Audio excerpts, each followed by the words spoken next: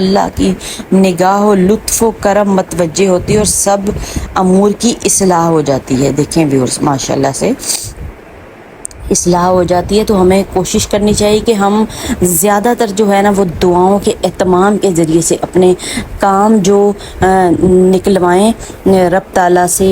और क्या होता है फिर उस दुआओं से ना बरक़ात हो जाती है, अल्लाह की बरकत शामिल हो जाती है, फ़रिश्तों की मदद शामिल हो जाती है, अल्लाह ताला कर देते। तो बहुत बहुत प्यारी माशाल्लाह से दुआ है।